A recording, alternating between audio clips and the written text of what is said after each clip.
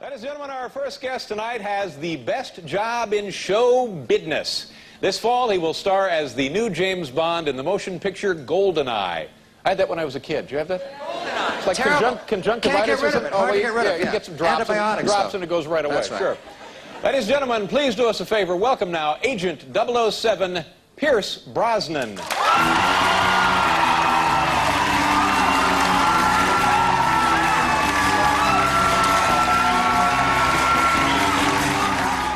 And so Pierce Brosnan assumed the role of 007.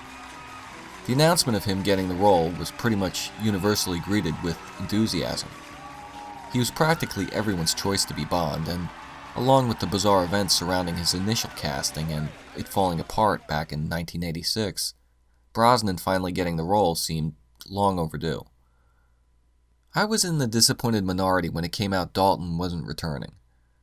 If you've been following this review series, you probably know I liked him and was looking forward to seeing him do a third Bond outing and see what adventures awaited his 007. There was a loose rule of film number 3 with the Bond actors. Do you expect me to talk? No, Mr. Bond, I expect you to die. The theory was their third outing as Bond would result in one of the best and most memorable Bond films in the series, and would mark the point of really establishing them as the new 007. It was sort of like that Star Trek rule of the even-numbered films being the good ones. Lazenby never made it to his second, Dalton never got to his third, so the rule of 3 was still kind of active. Let me say up front, I was never a big Brosnan fan. I had seen several of his late 80s, early 90s action films, and Remington Steele, and he never really stuck out at me. I know he has a lot of fans, but for me, I never got his allure. It's just personal taste. Some of the most popular actors that everyone seems to enjoy watching, I simply don't get, and their charisma that attracts their fans just escapes me. With all the excitement of finally a new Bond film coming out, though, and after such a long wait, and the announcement of new cast members, a new director, Brosnan finally getting his long overdue shot, and the promises of a Bond for the 90s, it was hard not to be eager to see what was coming. GoldenEye was the first theatrical Bond film for a lot of fans. Because of the extended gap between films, it was the first opportunity for a lot of them to finally venture out to the theater and see a James Bond film on the big screen for the first time. This cinematic experience has become one of those ongoing, shared events of youth for generations of movie fans. Since the series hit screens in 1962, young fans would flock to see the latest James Bond film, and cheer at the adventures of their James Bond that they would grow up watching. I'd bet most Bond fans can recall their first Bond movie they saw in the theater. So Martin Campbell would direct, Brosnan would star, and the long-awaited return of Bond would commence. This, plus the fact the film inspiring a video game that was very popular, don't know anything about it, never played it, helped make the return of Bond a huge success, and he would eventually recruit a new generation of fans. At this point, there had been a lot of uneasiness that the Bond character was finished, that he was an outdated character that should have been put to rest. The character was created at the height of the Cold War, and now with the change in the political landscape, some thought Bond was, like stated in the film, a relic whose time was over. I never thought Bond would have much trouble adapting to whatever the current political climate the world was in. Sure, the films could reflect whatever the real-world villains there are, but Bond fighting against the Russians only happened in a handful of films. The rest of the time it's been fictional evil organizations, rich, greedy, powerful guys, and Blofeld. Look, he was trying to stop Drax's Noah's Ark spaceship not too long ago. There have been, and always will be, bad guys in the world, and we will always need heroes to protect us from them. So I never really doubted that we could continue watching 007 adventures. With Bond films, you have to have a definite suspension of disbelief with them. If you're not going to accept that the big Japanese guy can guillotine heads off with his hat, that Bond's car can turn into a submarine, and that he can survive a huge avalanche, you might as well sit the whole thing out. But the thing is, I can only go so far in the world of Bond. And when they push things a bit too far in the reality of his world, that's when it will lose me. Typically, the films run this cycle of becoming so overboard and so hard to swallow that the filmmakers have no other choice but to go back to basics in the next one. This was the solution when Moore left and Dalton picked things up.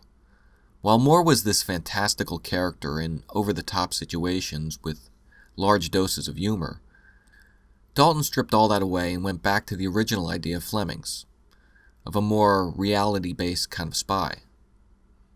This time out, it would be different. Dalton's films were so realistic and so dramatic that GoldenEye would try to lighten things up a bit and try to bring back some of the fun some fans missed. Brosnan was expected to be the best of both worlds of Bond. He would be equal parts Connery and Moore, along with dashes of Dalton and Lazenby, I guess. But he was meant to be a successful combination of all the things that fans wanted from their James Bond. GoldenEye would also mark Cubby Broccoli's final credit on a Bond film. He was already in ill health during filming and would only be credited as presenter. The bulk of producing duties were handled by his children, Barbara Broccoli and Michael G. Wilson, who would continue their producer roles on every Bond film after Broccoli's death in 1996. By the way, at this point the films had used up most of Fleming's Bond titles and would have to create their own. Using the title GoldenEye was not a random choice, but it would be a nod to Bond's creator, who named his Jamaican home GoldenEye. So the film opens with the required pre-credit sequence. Bond makes a very high bungee jump. We get our first intro of Pierce. We meet 006, who soon gets caught and quickly gets a bullet in his head by our secondary villain of the film, General Ormov. The odds are against Bond of making it out of this place alive, but he makes an incredible escape, and the title sequence begins. Okay, so let's back up here. The bungee jump is a really cool stunt. It's something we haven't seen in a Bond film before, and it opens the film up with a nice wow moment. What always bothered me was Brosnan's introduction to the audience. It's really not a great memorable first screen appearance of a Bond. Like, look at the Bonds in the past. We got the classic buildup of shots of Connery playing cards and lighting a cigarette before he's shown introducing himself. Lazenby, another buildup of shots spying a woman on the beach. He rescues his future wife from a suicide attempt before introducing himself. Then you got Roger Moore. He's just seen laying in bed with a hot brunette. Dalton dramatically turning towards the camera, witnessing one of his colleagues fall to his death before he jumps into action. Then we get Brosnan. Again, we have a gradual buildup of shots getting hints of him, and then the big reveal of him hanging upside down in a Russian stall, giving a silly one-liner to a soldier taking a dump. Beg your pardon? Forgot to knock. I always thought they could have come up with a better intro for his first on-screen appearance. Anyway, 006, Alec Llewelyn, and Bond make their way to the target together and prepare to blow up the joint. Now, Alec is going to be Bond's nemesis in the story, and it's a really cool idea of Bond going up against a former agent and friend. It's something we haven't seen before. We got a villain who's going to know Bond, know all the tricks of being a 00, and is going to give Bond a real personal conflict in the story. So this scene is really the only part of the film that will establish that these guys are friends and partners and can anticipate how the other will think from their shared history together. A lot of their exchanges just feel routine and never gave me the idea that these guys care for each other, or are at least friends. Granted, the film doesn't have a lot of time to play up the setup, so they generally fall back on quick shorthand remarks to each other to show this isn't the first time they've worked with each other, and this is another mission they're on. Then we get this remark from Bond. Closing time, James! Last call! Buy me a pint. That just doesn't seem like something James Bond would say. We get introduced to General Ormov, who I always thought of as an updated version of General Orloff. Alec gets shot, and Bond quickly devises a way to get out of there.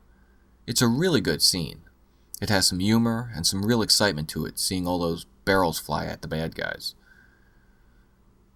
Then suddenly, we end up here. I don't know where we're at. Bond is suddenly running down a snow-covered runway after a plane with the bad guys right behind him. This always confused me. The first time I saw it, I thought the projector goofed up and jumped to the last part of the film. From the establishing shots of the bungee jump stunt, the geography of the surrounding area doesn't look anything like this.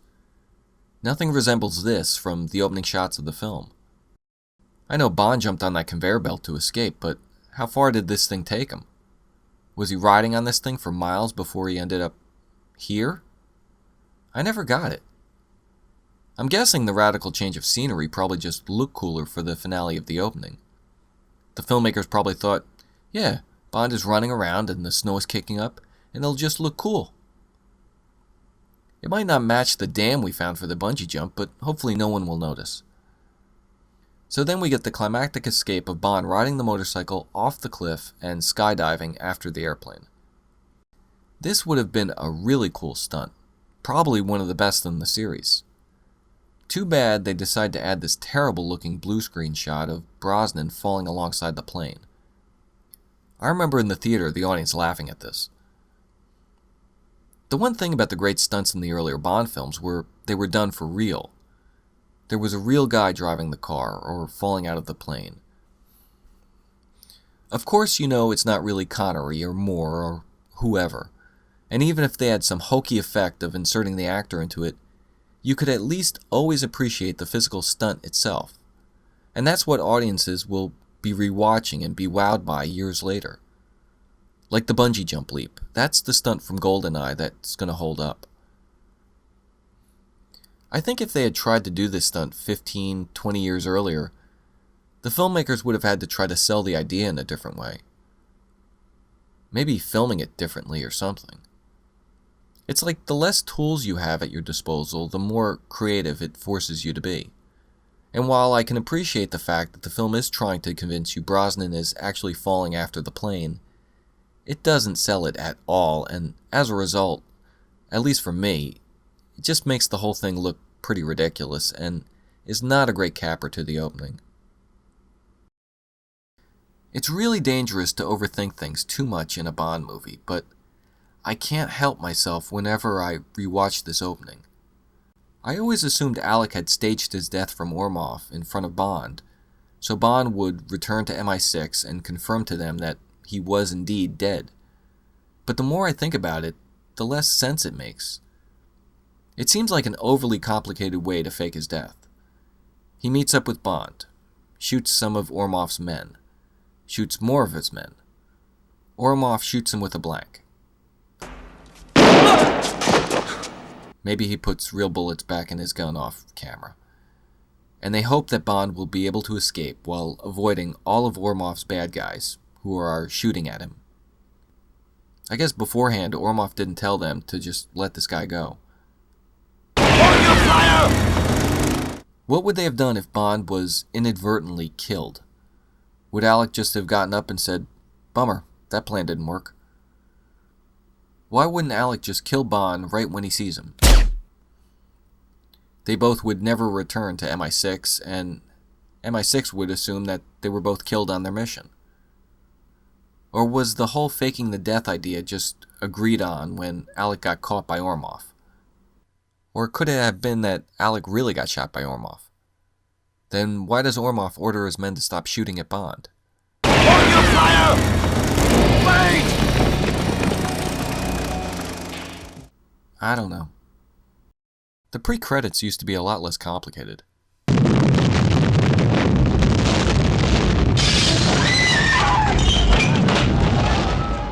Maurice Binder had died, and the duties of the opening title sequence fell onto the shoulders of Daniel Kleinman. Gone were the old-fashioned techniques that Binder employed, and now computer graphics did most of the work. And it's pretty good. This credit sequence plays on the post-Cold War setting, with images of Soviet monuments being destroyed. while still incorporating the required guns and silhouetted hot chicks. The theme song, sung by Tina Turner, who you can almost say is a modern-day Shirley Bassey, isn't all that great, although it is my favorite of all the Brosnan theme songs. Actually, the music in the film fluctuates between being pretty good to pretty horrible. The GoldenEye overture is pretty cool with its rhythmic, distant beat, and some of the other music that combines orchestra and electronic sound.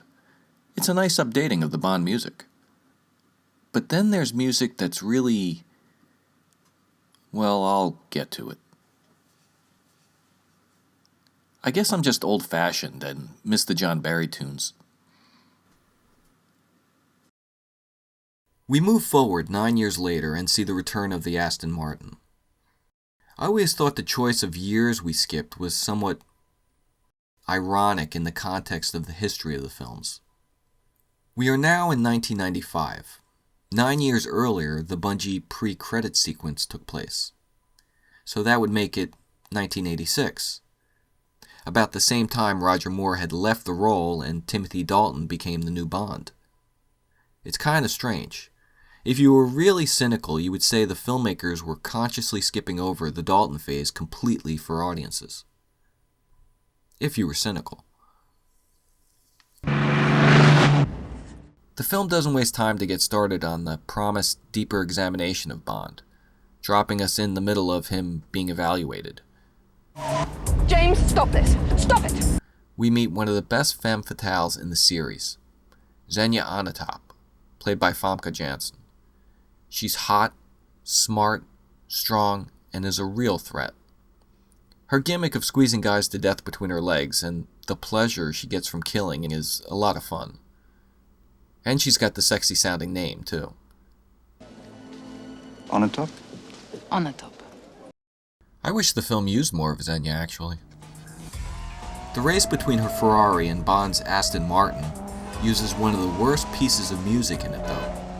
I don't know why they chose it.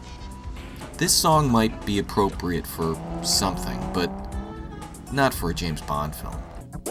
It just doesn't work.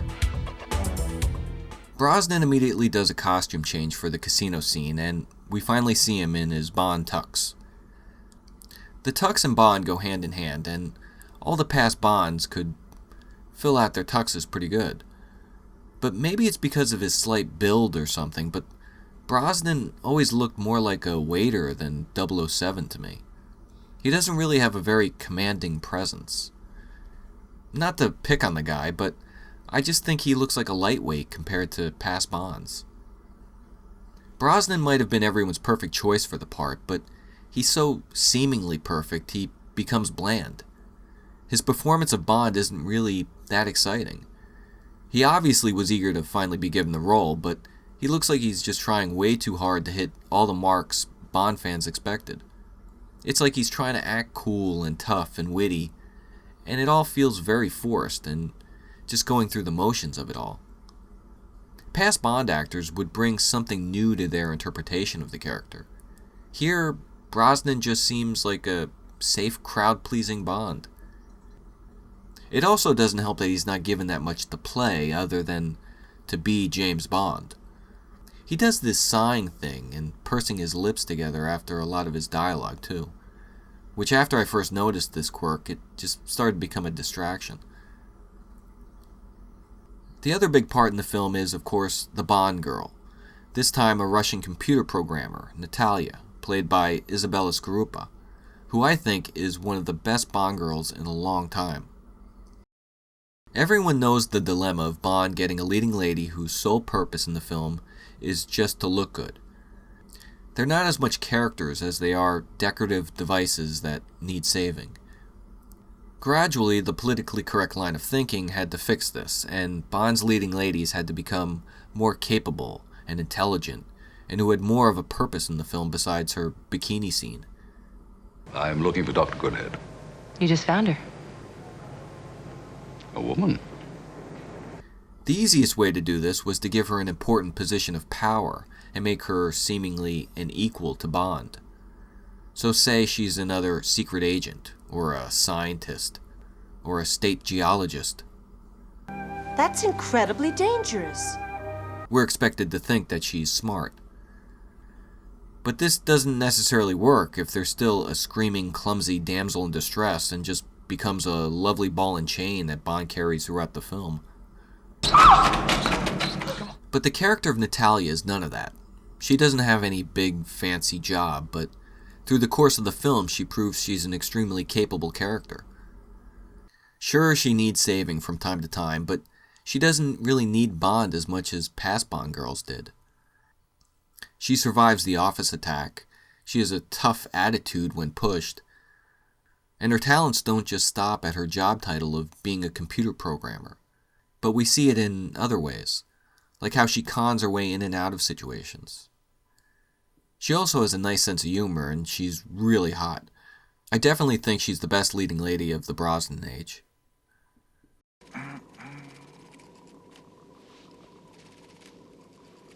You were saying? Actually, this time out, the film consciously made an effort to make their female characters stand out much more than usual. The big example of this is Judi Dench as the new M. At the time, this was a huge deal. James Bond's boss is a woman. Oh my God. But I never thought it was such a radical change as apparently everyone else did. It would have been much crazier had they changed 007 to a female agent, which was one of the rumors floating around during the 6-year hiatus. That's where the rumors of Sharon Stone and Emma Thompson being cast came from. For some reason, it always felt to me that it was a much bigger deal recasting the Q character. But Dench is good. Visually, the character of M stands out much more barking orders in a room full of men, and she is able to deal out missions and dialogue with a nice, cold, icy stare that would have made Bernard Lee proud. Although her scene with Bond might have been an attempt to deconstruct the character a bit and plop him down in this new era, it doesn't go much further than this scene. In fact, most of the dissection of the character's traits and the fact he is a dinosaur from a bygone era doesn't really seem to go anywhere. They all seem to be included more for the audience's benefit than anything. None of it impacts on how Bond, the character, will act throughout the story. Bond and the story don't seem like it would have been much different had this story been told 20 years earlier. Bond never really tries to adapt throughout the film. Even during the climax, when he knows Alec knows everything about him, and even after Alec told him, Oh, please, James, put it away. It's insulting to think I haven't anticipated your every move. Bond doesn't ever try to switch things up and is ready to throw Alec for a loop. Like the watch scene. Alec easily disarms Bond's plan and probably saw it coming from miles away. Even when he was facing Elliot Carver, Bond was ready for some surprises for the guy. You see, Mr. Bond, I have a backup plan. Uh-huh. So do I. Bond eventually triumphs in the story, not from altering from his normal actions, but by plain luck, when Boris picks up Q's explosive pen, and Natalia reprogramming the GoldenEye satellite. You know, this sort of behavior could qualify as sexual harassment. Really? What's the penalty for that? Someday you have to make good on your innuendos.